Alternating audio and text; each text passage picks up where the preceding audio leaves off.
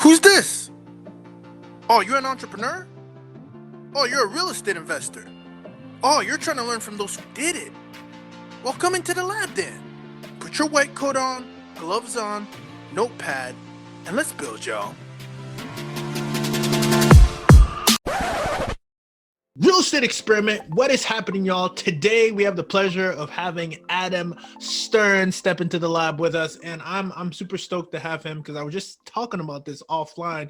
He has a very unique background, and I'm sure it's going to bring a lot of value inside the lab. So here we are. Adam, welcome to the lab, my friend. How's it going? Ruben, how you doing? Thanks for having me. Bringing value. It's the first time for everything, I guess. So let's try at it. See what happens. Oh, absolutely, man, for sure. So, Adam, you have an interesting background. I did some research. We always do some research. We don't just invite anybody into the lab. And what I find is very interesting with you is you have a very interesting background, right? And I was looking at it, I'm like, okay, interesting. So this is a thing, your key thing that stuck out to me is connecting builders and developers. But then I was like, hey, this seems like a double-edged sword. I don't know if that's the right way to say it, or kind of like a double, because you're also helping investors. And so you can correct me if I'm wrong, but you co-founded OwnAmerica, a marketplace for single-family rental property portfolios that was acquired. So it seems like you had an exit strategy that's very interesting for us entrepreneurs out there. And then also you are the founder and CEO of Strata SFR, single-family residence. So I'm interested to hear how that was founded. And again, what's really key there, the hundreds of millions of transactions totaling in hundreds of millions of dollars of transaction. And it sounds like you may also have a brokerage that kind of facilitates that. But help me understand your business model, because I think it's so unique. And we want to hear about how you're literally built a business with single family rental portfolios and who you're really serving. So mind to tell us a little bit of a background, 1,000-foot level view? Yeah, sure. So thanks, Ruben. I appreciate it. Yeah. So a good way to kind of think about where I started in this space was in the single family rental space. And kind of where my niche has been is in the off market section of single family rentals. So like really early on, when I, with a partner, founded OwnAmerica, it was all about capitalizing on the housing meltdown. We knew that the housing meltdown went on and that there was going to be, thousands and thousands, if not millions of new investors coming into the space trying to figure out how to capitalize on the housing meltdown. And that's really kind of how I got introduced to this space. So we were basically helping to educate retail investors on how to, not retail investors, but retail realtors, regular realtors, how to work with investors. And that kind of all dovetailed into, all right, we trained residential real estate brokers, and then we started to look at the institutional capital that was raised on Wall Street by firms like Blackstone and others that came along, like American Homes for Rent and Colony Capital, and then a dozen other names that some are still around, some are not around. But kind of we played this middle role where we had training for the masses of real estate agents, and then we dovetailed that into a technology platform that helped these large institutions acquire homes through those real estate agents. And then eventually, we decided, why not just create a technology platform to help the mid-size investors, the guys that owned 2, 3, 4, 50, 200 properties in portfolios, find an exit to these large institutions. So that's what we did. We created a technology platform to help portfolio owners sell their portfolios to institutions. And the technology only went so far, so it really needed a specialized broker to help bridge that gap. So what I became over the last decade is a very specialized broker focusing in on an asset class that had no marketplace. And the asset class that had no marketplace were SFR portfolios. And I ended up, brokering, well north of $100 million of SFR portfolios over the last, call it 6-7 years, where essentially that's what I did. I went out there and found portfolio owners, and I helped to package it and price it.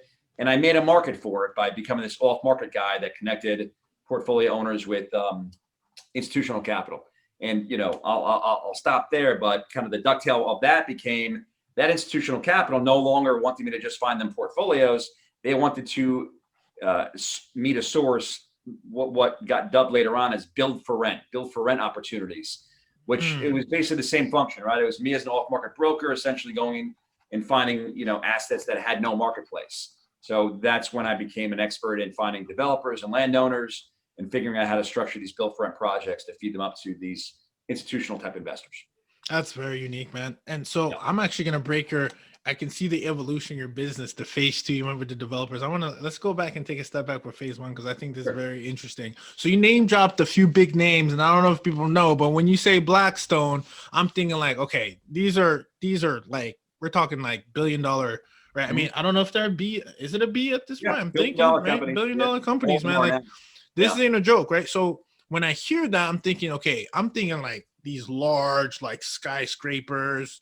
We're talking about commercial, but you're talking single family portfolio. yeah, So I'm yep. curious, help me connect the dots here, Adam. Is it, what kind of these big players, right? What are they looking for? Are we talking about like 100 units, 300? Like, what are we, 1,000? Maybe it's Yeah. less than we think. Like, can you give some perspective? Because I think it'll be important for our listeners.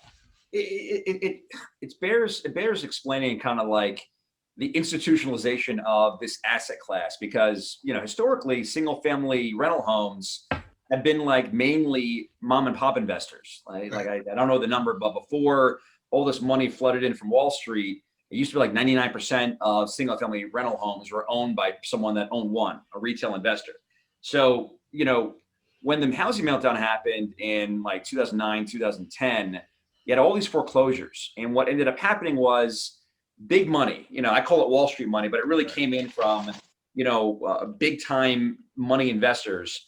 They came into the space and said, how do we buy, not just one, not just a dozen? How do we build portfolios of thousands and thousands of rental properties?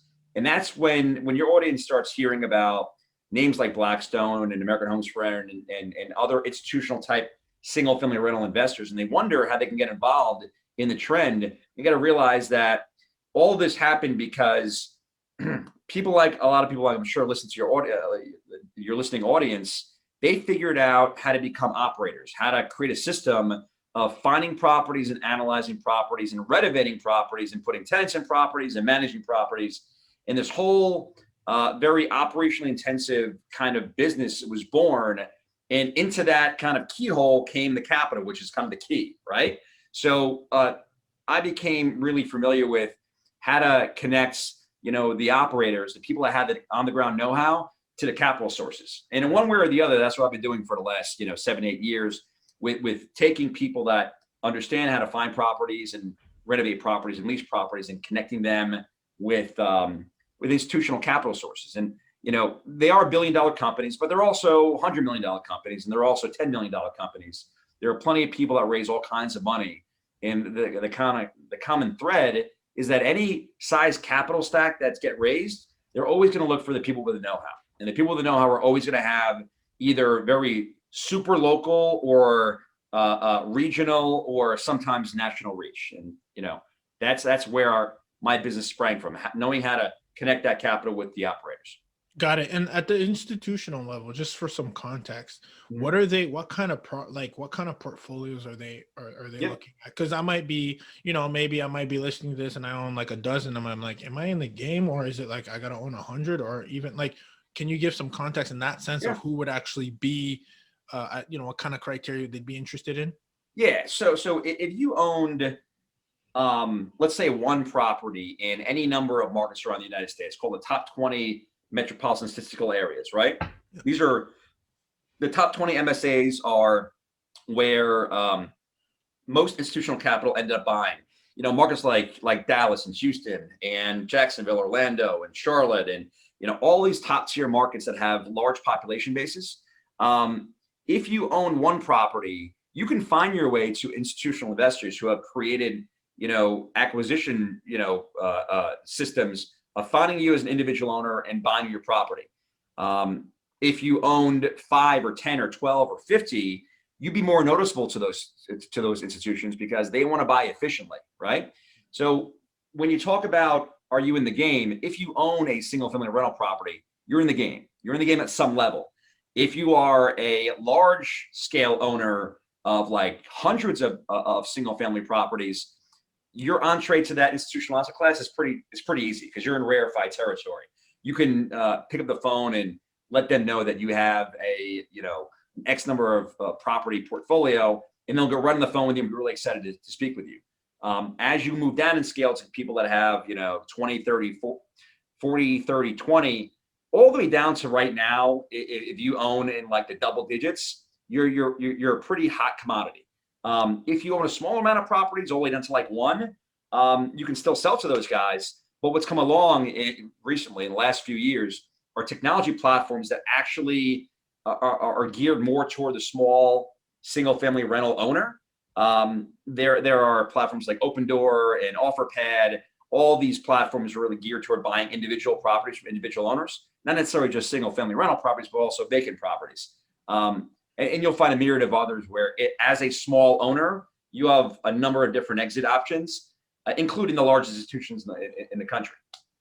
That makes sense. No, that's very interesting. So that is very interesting, because I think typically when you hear those big names, we're thinking, okay, they're not going to be interested. But I like the fact that you're saying that, hey, that's there is interest there, and Yeah, it's there just a is. matter Yeah, of connecting absolutely. dots. Yeah. So let's talk about that for a second. So what's in it for? What are they looking for? Because obviously the marketplace is an exchange, right? You have something of value, they have something they're looking at. So we talked about this offline, right? There's, we have anybody from short-term rentals to multifamily syndicators to fix and flippers. Obviously, your business model, it's kind of like we're looking at economies of scale, perhaps. So, but what is it? What are they really looking at? Or if you're from an institutional, because I want to connect the dots here where I'm going, Yeah. Adam, is like, what are they really looking for that would be of interest for them? Are they looking for a, revenue that's typical across properties, or they're looking for some uniformity, consistency? Or are they looking for what makes it attractive for them? So then we can talk about what you built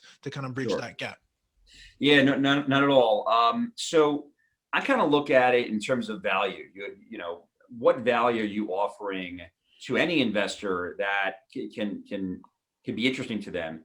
And generally, I think that boils down to really two things. It's cash flow and or equity, right? So if you have a well-managed portfolio of rentals and you've kept up with renovating them and you kept up with maintenance, and there's not a lot of deferred maintenance. Well, in order to sell that to an institution, they're going to be basically looking at the kind of cash flow, the cap rate they're going to get from it. Right. In other words, they can't add any value, so their entire interest in the property is going to derive from them buying it at essentially fair market value or close to fair market value, and then keeping that renter in place so they can see cash flow via cap rate. If you're an owner and you haven't spent the money and you haven't managed it well, and some owners do this by design, others do it because they're not great operators. But if you've got a property or properties that you haven't kept up well, then the institutions are looking at it in terms of value add. Right. How can they add value to the property to create equity in the property to get a certain cap rate and get a certain cash flow? And the thing that always strikes me when I talk to SFR portfolio owners is a lot of times they don't want to leave enough meat on the bone for the next investor to really hit their numbers. In other words, they look at what they might be able to get for the property's quote unquote retail by putting it on the retail market. And they look at that number and think, well, geez, I know I own 100 properties, but I think I could sell them retail and I can get $10 million for them, just using a round number. And very often they're right, but they don't realize the friction costs that they have to go through spending in order to achieve that retail value. So a lot of times they'll say, all right, I could sell it for $10 million. What they don't know is after vacating all the units and eating 120 days of vacancy, that costs money. In order to get that retail value, they got to spend $7 a square foot, and that eats money. They got to pay a broker and then a co-broke, and that eats money. And after all said and done, they might only net out $8 million. And then a portfolio buyer comes along and says, hey, I'll pay you 7.5 for this portfolio. And they're thinking, well, it's worth 10. I'm not going to take 7.5. Well, they don't realize what they should be looking at is the fact that it's really only worth 8 to them because of all the friction costs. Yep. And then then the real question becomes, what is all that brain damage and time and energy worth? Is it worth the $500,000 that I'm giving up in equity in order to achieve a portfolio exit? And the reason why I'm able to make a living here and add value to portfolio owners is a lot of them don't understand, how to value it. Some of them know how to value it. They don't understand really what their net is and how to figure out that net, and how to leave that meat on the bone for the next investor in a way that they're really minimizing the amount that they're giving up. And that's really the key, I think, to anyone selling rental properties to any size investor, whether it's big or small. Now I want to ask you this question before I take a step back into what you built, because I think it's interesting. I do want to connect the dots Yeah, at one point. I'm going somewhere here, Adam. I'm sure. just, Meet you there. yeah. Is there a benefit? And just because, I was recently even just tapping into these roll-up strategies, right, at scale, right? And I'm curious if you want to give the audience some insight, if I'm listening to this, is there an advantage of selling at the portfolio level to, again, we're all in the business to obviously make money. Is it more advantageous, I should ask, for someone to sell in a portfolio, i.e., roll up structure kind of sense, or is it more beneficial for them to, and I think you answered this, but I just want you to bring that home, or is it Yep. maybe that's in some cases better for you to sell an asset by itself? You want to give some insight on that real quick? Yeah, it's a great question, and I deal with this all the time. The answer, there's no right answer to everything. It really answer is it depends. So you look at, Come on, Adam. Come on. well, Keep it simple. I'll give two examples of one, Yeah. in which case it makes a lot of sense. In another instance, it makes almost no sense. Take a market like Miami, Florida, for example, like, Yeah. in and around the southern east coast of Florida. Um, Home values there so far outpaced rental growth that cap rates got compressed to a point where a property that might have made a good rental unit like 7 years ago, because the price of that unit might have doubled or more, while the price of that rent might have only jumped up by 30% or 40%. Mm. Um, a lot of times you're not going to be able to sell to an investor because there is no price even close to fair market value where it's going to throw off a cap rate that's going to give you positive cash flow. So if you own in an area where home price appreciation is so far outpaced rental growth that really there's no good reason outside of just offering the property at a discount, someone would actually buy it as an investment property, that it would make sense selling it as a portfolio. You might look at a one-off sales strategy and thinking about all the friction costs, including vacancy, the headache that brings, and the brokerage commissions, and the rehab cost, all of that, it's still going to be worth it for you to sell it retail one off, because you're going to end up making some percentage that is going to be too painful to give away as a portfolio sale. There are other markets around the country, and mostly, we're talking about the top 20 markets where populations above 1 million people, that rental income growth has kept up, maybe not in lockstep, but kept up close enough to appreciation growth that it still makes sense to sell it as a portfolio. And usually that strategy makes sense when you're talking about a specific kind of asset in a specific kind of price range. Like once you get above generally $300,000 in value, that is the point where the interest from investors tend to trail off as rental properties. So if you're in this kind of sweet spot of right now, like $300,000 all the way down to kind of like the CS properties in like the $50,000 range, generally, if you look at what someone's willing to pay for the portfolio, a lot of times it'll make a lot of sense to sell it as a portfolio versus one-off. But again, it's a function of knowing how to price them, knowing where the buyer's appetite is, and playing that, like walking that really thin line between offering enough value in terms of the discount you're offering and in terms of the cap rate, so that you're not giving up too much, but you're giving up just enough to make someone interested. No, I think that's great. I don't know if you realize it, but that does. I think we function by having some kind of a model, and I do think that sweet spot. Again, we're not going to hold Adam to this number that it's exactly that, but I do believe that gives some context, because to your point, right? Like if you get towards and what I was saying is the 300K mark, I think that's a good barometer, and I know I see that too. So I'm licensed here in Georgia. And you can kind of see obviously the cash on cash return. Right? It's a very different ballgame when you go to class A and all that versus maybe your C and then 300K mark versus above. Is it like luxury, or is it kind of closer to right? So I think that does give us a little bit more context in that sense. You were going to add something, Adam.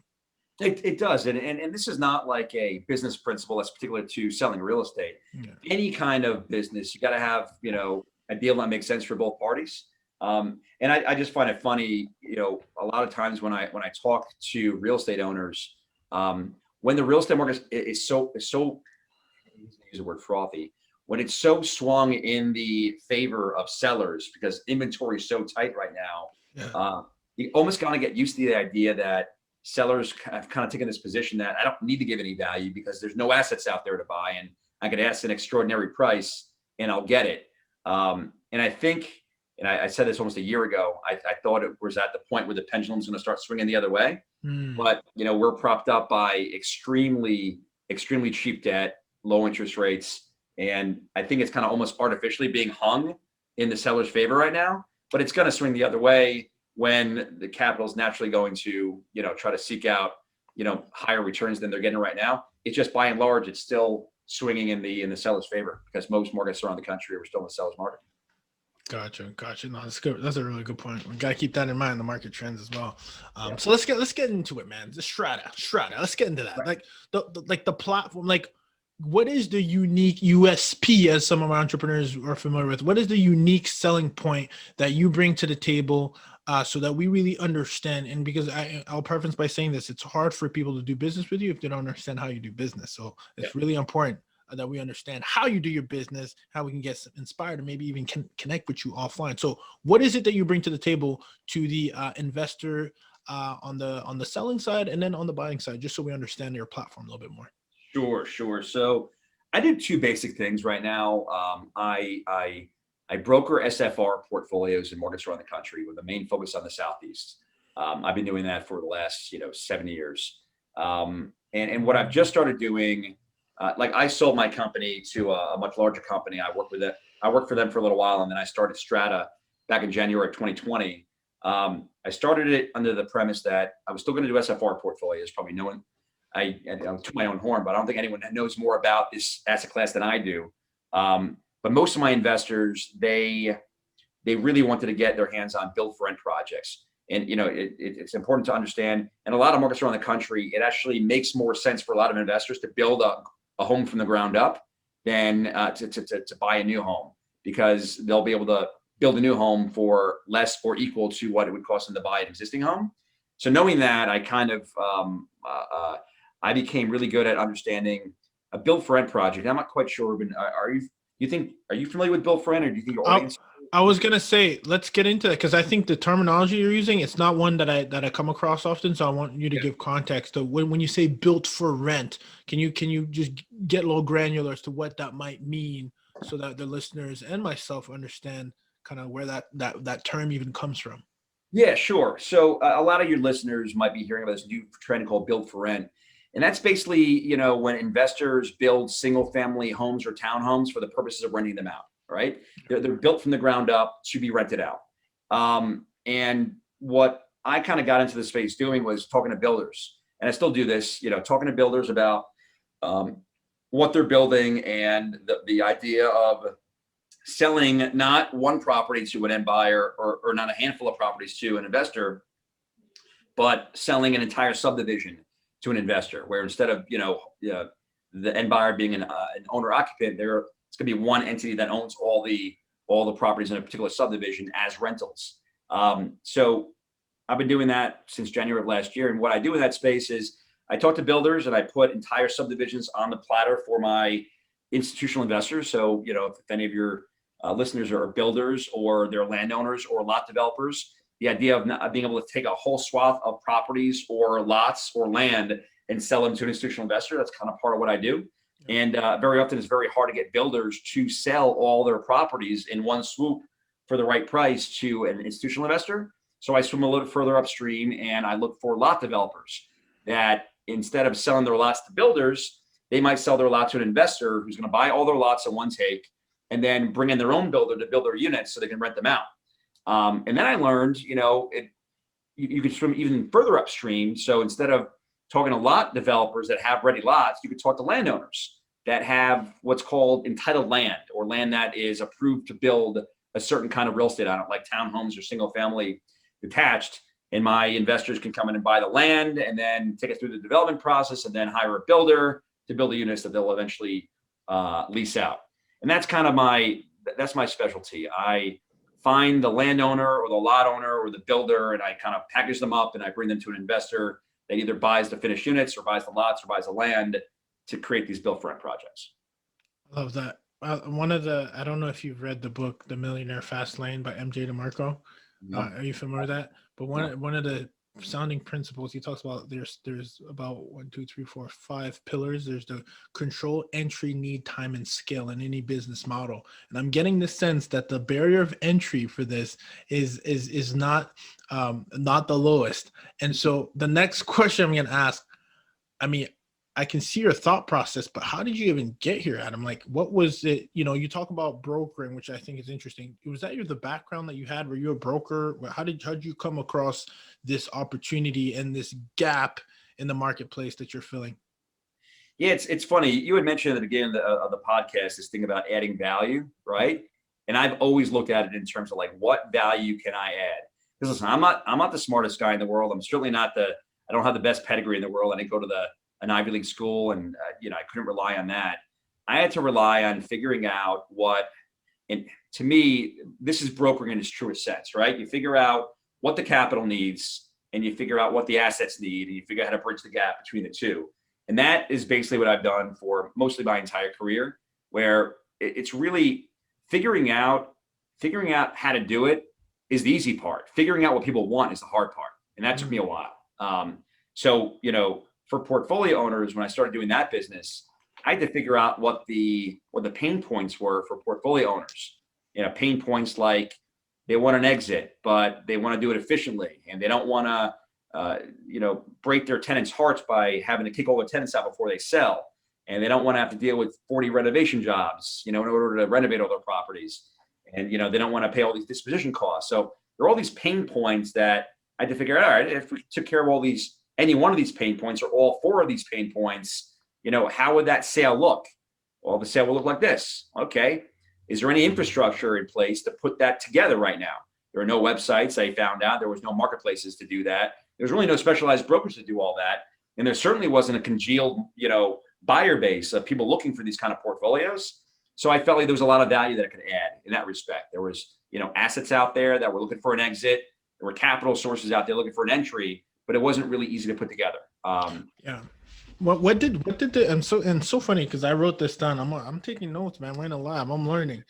You said it's figuring out what the marketplace wants is the hard part, which is so funny because you think the opposite, like the figuring out what the marketplace needs. And this is interesting that you said that, because I would always think like the execution is the hard part, but it's funny you're thinking even back. You're like, execution is easy, finding what the marketplace wants is the hard part. I find that fascinating, but take us a step back of when did you have that aha moment that was missing? Were you and maybe the context that will help is how was this kind of business in your world, how you saw it being done before? What did that look like before your platform was built, where you're able to bridge that gap? Like, what would a one who owns a lot or land or like what did they go to? One broker? Like how did they figure it out? I'm curious. Yeah. So it kind of that question really ducktails into how I see the business, progressing on my side. Yeah. Like on the SFR portfolio front, it worked very much like the Built-For-Rent business does right now, where you have capital and then you have people with assets, and then people meet each other and they talk on the phone and they email and they text message and they bring together deals that way. And on the portfolio, the SFR portfolio front, I thought, wouldn't it be really cool if there was like a website you can go to bring your portfolio and analyze it and price it, and then share that portfolio with people that wanted to buy it. And that's what we built essentially. And that was the execution of it was almost easy when I found out exactly what buyers and sellers wanted. All you have to do is write some code and figure out what fields go where and build the platform. Now, did we do it the best we could? Maybe, probably not, but we got a pretty good result. And I look at the Built-For-Rent business right now in a very similar way, where you have, just like the portfolio business back then, you got people with money, and then you got people with assets, whether they're builders with homes that are built, or lot owners with lots, or landowners with land. And you have people emailing each other and texting each other and calling each other and trying to put together deals, because there's really no ubiquitous marketplace out there for this kind of asset. I'm working on, and I'd like to think that I'm smart enough to build some kind of technology around what I do and how I do it to be useful to everyone. Because the one thing that always kills me is the fact that I'm just one person. I'm growing. I started the business last year. I hired an analyst and I have a marketing company. Nice. And I'm going to be bringing on additional brokers to help me scale this thing.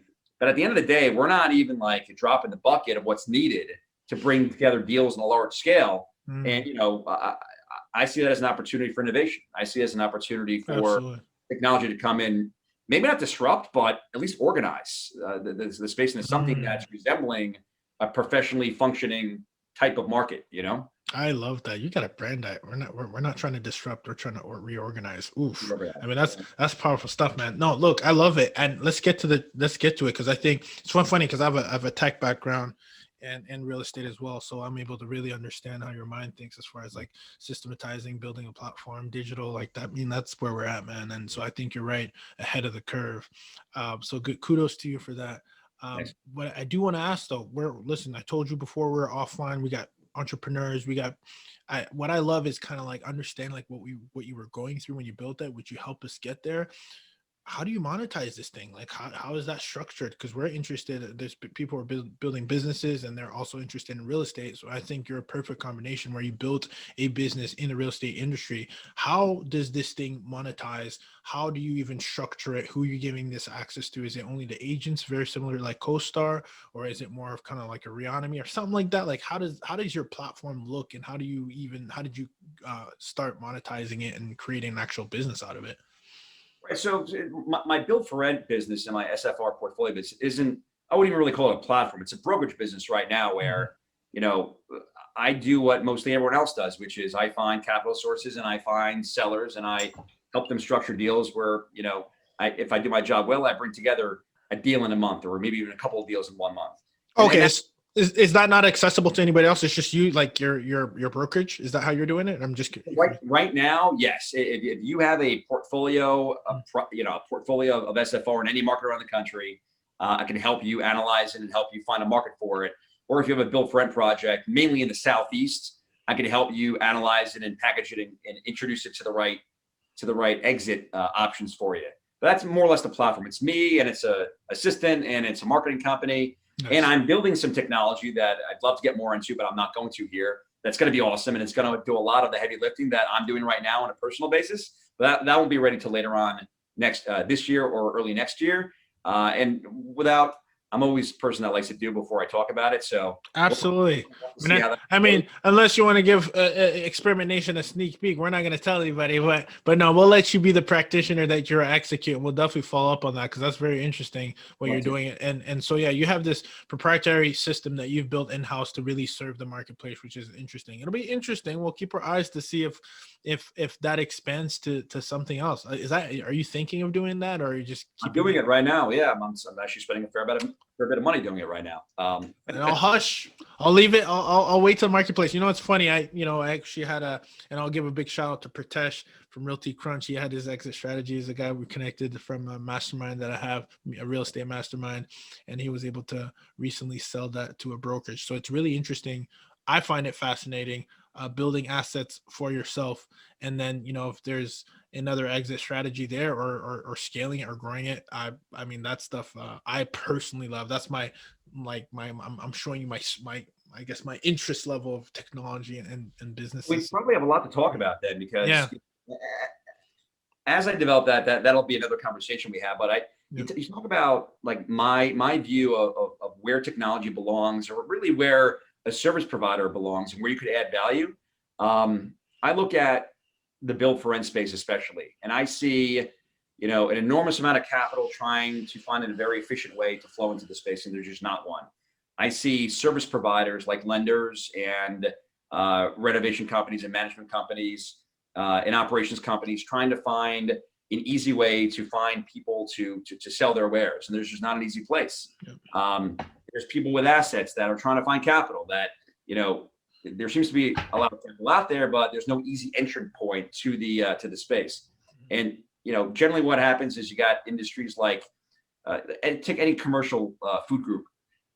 For example, you have guys like me that see the need and they come in, they build these pretty decent sized businesses where we get to make good money doing it because we're really good at knowing how to play this middle role. And that only lasts so long until some kind of technology comes in and disrupts it all. And guys like me have to figure out how to, how to bring more value than just what we're doing right now. Because, the technology, if technology comes in and plays its role, it should basically do a lot of what, or some of what I'm doing right now, that's hands-on. Yeah. No, I mean that, hey, that's what an entrepreneur is. It's always about adapting. If it's Right. one thing that we've learned from 2020 to all the entrepreneurs out there, and even anybody, right? Is you got to be able to adapt to the marketplace, or else you end up like a Kodak, or you Or don't like adapt like Xerox or something, right? So that's what happens, right? So good for you. Out of curiosity, because this is one thing that I know that you guys know if you listen to the show. I always talk about just focus, and that's one thing I'm learning myself. Or in right. our agency, we have to say no. Is there a particular, would you say no to a commercial investor who has maybe a commercial unit, or and when I say commercial, I'm talking more than like 4 units, and obviously because you said single family, I'm very curious if that's something that you're specifically trying to niche yourself in, or honestly, it's fair game, it's a portfolio, it makes money, it's there to rent. Would you also include that in as part of your kind of filtering of assets to an investor? Does that make sense? Yeah, it does. I honestly, I say more than I say yes, because I have to be very, very careful where I spend my time, especially Mhm. nowadays. Yep. So anytime someone brings me a multifamily asset or anything other than a single family portfolio or a built for rent, I generally just say I don't specialize in it, and I refer it out to the extent they want a referral. I refer it out to a number of partners that I have, and even when people bring me, like, I'll look at 10 built for rent deals and I'll say no to 8 of them because the numbers just don't pan out, or there's some kind of situational thing going on where it just doesn't make sense to me, at least. So yes, it, the litmus test for really any specialist in any sector, whether it's single family rental or portfolios or multifamily or anything, is knowing how and when to say no. Because if you chase everything that comes along, you're going to be wasting a lot of time, and it's almost impossible to see doing any real business unless you know exactly what you're looking for to a very, very high amount of a high degree of specificity. I love that. I even needed to rehear that as well, because it's just so easy to get pulled into, grass is greener, another opportunity here and there. And Yeah. if you're listening, I mean, again, you asked me this offline, right? Like, who's your listener base? And the idea is to expose our listeners as what we call here experiments in the lab, so that you can take that one experiment in your lab and go deep on it, right? And like just stay narrow focused. But I truly believe when I started the show was, look, it's broad, and at first it's like I treat it like an hourglass. You got to be broad. You have to have awareness of what exists first, understand what exists, try it, and then double down on the one that you're going to believe. You can't do everything all at once. I mean, and it's interesting because I talk about the hourglass thing, and I heard this on a clubhouse in the other room. It's like, you talk about average millionaire, and people like the word millionaire. So the average millionaire has 7 different income streams, but you look at it, and they started off with just by crushing one, and then they started to diversify because they have the ability. I'm like, okay, now I'm going to invest in this, I'm going to invest in that, but you're not, you didn't build, like you look like a guy like Elon, like you had to get really good at the one thing, and then you started going into other different verticals. So I think that's why we use the hourglass. I don't know if you would agree with that, because you're in it, but from what I heard, it sounds like you might be in alignment with that. I would, like, guys that actually do the hourglass thing. I think they're a lot smarter than I am, because I can't do more than one thing really well at a time. I do really this one thing, which is off market real estate brokerage, really, really well, and I think I do a number of things okay. But I think the majority of the people like Elon Musk and guys like that, they have this uncanny ability to be awesome in more than a few things. Mhm. I'd settle for being, just good at one thing. And, I suspect a lot of your listeners are like this. Uh, People that are lucky enough in their lives to find one thing that they're not only good at, but they really, really enjoy. And those things very often go hand in hand. I believe we really enjoy the things we're really good at. I found myself very, very, very lucky that I found my path in this space, and I'm good at it. And I'm able to make a living doing it. I know plenty of people that haven't found that thing, and they struggle, which Yeah. you got to keep looking for it. Yeah. Well, they say it's a feedback loop, right, Adam? It's like it's hard to not like things that get you results. So it's like, Yep. when you, and it's interesting for newbies. It's like, you'll start liking when people are giving you feedback. Hey man, Adam, man, that meant the world to me. You changed my life. Like, you're going to like that. It's going to be pretty hard to be like, oh man, I don't really like that. I don't feel fulfilled. And so I think sometimes we need to understand that feedback loop, how that works. Cause there's not too many people who don't like what they do when they start getting results, and you get results when you double down. So I got 4 kids, and a lot of times I talk about my job. I talk about my job and liking what I do, and having passion. I talk about the 3 Ps: passion, persistence, perseverance. Right. So find something you love to do, do it always, and get better at it, and overcome the roadblocks that'll eventually, almost inevitably, stand in your way from getting further. And if you can find that thing that you're passionate about, it takes care of the other piece. You find the one thing that you're passionate about. You don't mind doing it consistently. You're not going to mind overcoming the obstacles, because it'll be intrinsically fun for you because you have passion about it. I believe that. I believe that wholeheartedly. Yeah. I love it. Love it. Let's get right into the core rapid fire questions, because obviously we talked about, your business, your system, the gap that you're filling in the marketplace. And now I want to talk about the man behind the business, because I do believe that your business is a reflection of who you are. So this might kind of give us a little bit of a peeling into the world of Adam. So do you have any favorite books, or a favorite book, or any favorite books that you kind of like love to tap into, maybe periodically, or maybe from the beginning when you were just getting started? Yes, I have two. Play Bigger is one of my favorite books. I'm on my third time like reading it. Nice. And there's a book called Primitive. It talks book called Primitive, and a book called Play Bigger. Play Bigger is all about finding, not competing by being better, but competing by being different. Right? Finding.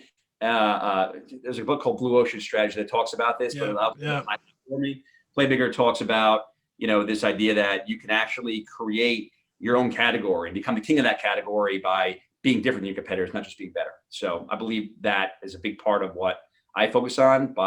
Real estate is a big space. A lot of people do a lot of things better than me, and I can do one thing in this small category of off-market real estate in the SFR and Built-For-Rent space.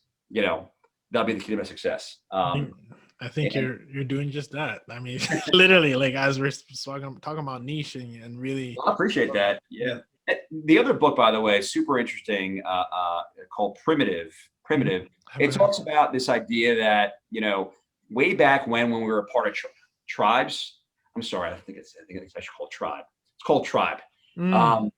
It's when we used to be part of tribes, we used to be a lot happier because we were in service of not only our own self-interest, and in this society we live in, it's very individualized, and become very, very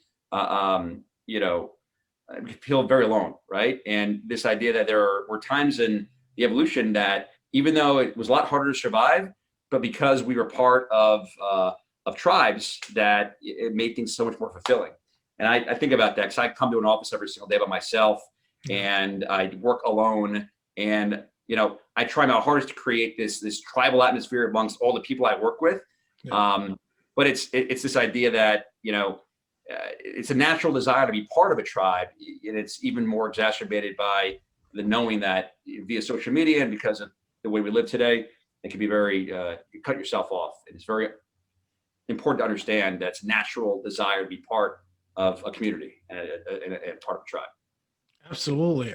No, that's I couldn't agree more. I mean, that's why I've always been part of masterminds, and I would really I guess encourage listeners to do that. And obviously, it's funny you say that, because we're talking about books right now. I mean, I kind of tap into that as well. Like, kind of we talk about tribes and mentors and stuff like that, but like being part of a group and community, I think even digitally these days now, it's good to be a part of. And I would recommend that to anybody who's listening. And feel free to tap in and reach out to me if you're interested in that. But best tool that you would say helps you excel throughout the day? Is coffee a good answer? I'm so surprised. I get that a lot, which is so. I couldn't do much of what I do without coffee. It used to be that way. I hear that so much. That's so funny. Besides for caffeine, I do something like I actually intentionally block off like an hour of my day to have calls with anyone that wants to book a time, regardless of whether or not it's in real estate or not, because I believe talking to people in a relatively diverse kind of type of way, add something to your day. So very often I'll talk to people in other sectors like technology or social, people that are in technology, people that are in social work, people that are in kind of different fields, and they kind of give me their take on life, and they give me their take on business and family, and I share that. And it's not always about real estate. I find that very helpful. Oh, that's awesome. Are you on Clubhouse, by the way? Clubhouse? Yeah, it's an Right now? application. Yeah, it's No. an application. Oh, No. you're gonna love it. Have you heard of it? No. Oh, you'll thank me. I'll shoot you a text after. It's a game changer. It's I mean, you guys know I've been raving about it. Be like, here Ruben goes again with his Clubhouse. I had the exact same reaction when someone told me about Clubhouse, but you can now it's literally like a podcast or a conference on wheels. You can open up a room and start a discussion with strangers or literally people in the space that we know of. I've been on stages or in rooms. You start rooms and you have a conversation. You could set a topic, any topic, and you can tap into different rooms. Really? It's super powerful because people can raise their hand. You got people from all over the world asking questions or coming up on the stage. We can bring them up, bring them down. I swear, it's like I'm an ambassador for this app, but it's been super powerful and it's early adopters because they haven't rolled it out to everybody. So I'll shoot you a text. You'll probably thank me after. I hope you do. Yeah. You'll appreciate virtual it. TED Talk. Yeah. What's that? Like a virtual TED Talk. Oh, absolutely. But you can actually, based on the actual content, you can actually raise your hand and ask a question. That's very engaging. So if you're doing an hour a day call, I mean, you'll crush that. That'll be great for you. Absolutely. So self-manage or outsource? That's a question we always ask for investors to step in. I like self-manage. Self-manage? Interesting. Yeah. Cash flow versus equity? I'll take cash flow any day of the week. Love it. And we talk about best habit that serves you every day. I know you talked about the hour blocking, which is it was the same kind of question. But is there any? I know I'll use that as the habit. As far as a tool goes, is there any piece of technology or any kind of could be a notepad or anything that has been helpful for you throughout your journey or even as of late? Yeah. In this technology that I'm building, I use Slack. Slack's an awesome platform. Couldn't do without it. Don't know how people got along without it. Google Meet or Google Meets, it's just instead of Zoom, I use that all the time. That's solid. I love Slack. Swear by Slack. Look, this has been Adam. This was real. I loved to be able to step into your world. I know the community is really gonna enjoy this one.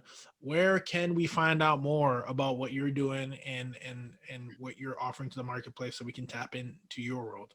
Yeah, you can find me at stratasfr.com. That's STRATASFR.com. All my information's there. Tells you about what I do and how you can get in contact with me. Absolutely. If you're driving, keep your hands on the wheel. We'll have it in the show notes. And just like that, Adam, thank you for stepping into the lab, dropping tons of value. And just like that, we are out.